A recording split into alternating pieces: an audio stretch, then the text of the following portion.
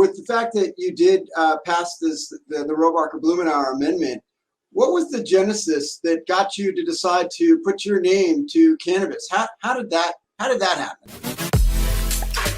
Hey everyone, welcome to our latest Trade to Black podcast, an interesting podcast here today as we get a taste of Washington and what goes on behind the scenes. So let's get right into it. Welcome in our first guest, a familiar face to the podcast, Rob Seacrest, president and co-manager of the Ploris Capital Group. Rob, good to see you, sir.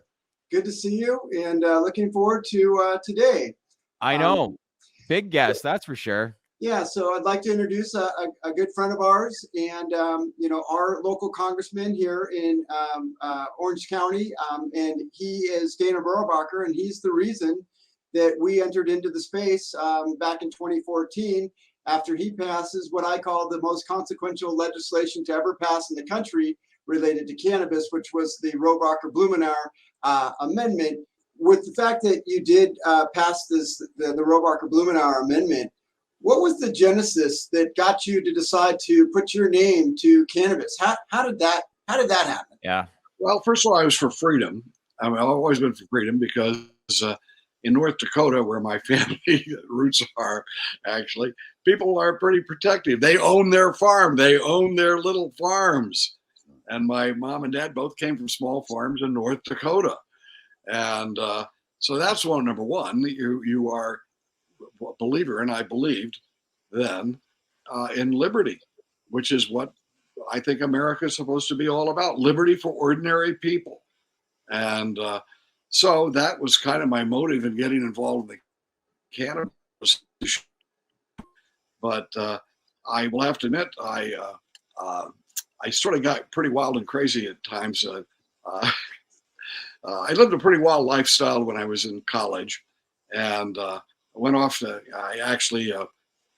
Vietnam for a couple months in 1967, and I was not an agent of the CIA, but I was working with the CIA in Vietnam.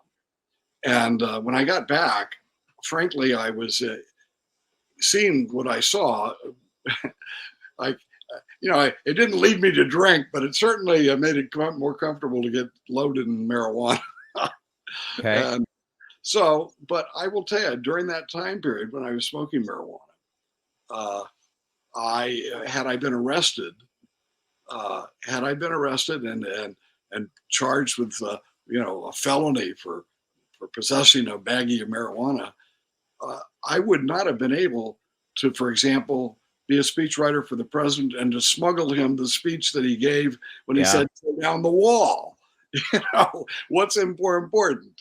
So anyway, I however, quit smoking marijuana. Let me just note for the people to say, and in fact, I think that it was really good for me to have self-discipline to do that. But had I been arrested, I wouldn't have been able to do anything else in my life. Right. And it would have destroyed my life. And I think I've accomplished great things. I was the chairman of the space subcommittee in the House of Representatives, and in the Science Committee in the House of Representatives. I wrote the Commercial Space Act of 2004. I've had not just cannabis good things that I've been able to get done for freedom and progress, but I've never been elected to anything had I been arrested. Right. For smoking marijuana. I mean, now, anyway, I've never missed that understanding that I'm proud of the things I've accomplished over the years, and I've been fighting for freedom. And on my motto is this: fighting for freedom and having fun. I'm writing a book called Fighting for Freedom and Having Fun. It sounds like it was a little bit of a cross between being a libertarian and being, and I know this about you, you're about states' rights, and the fact that you had some personal experience with it in your past.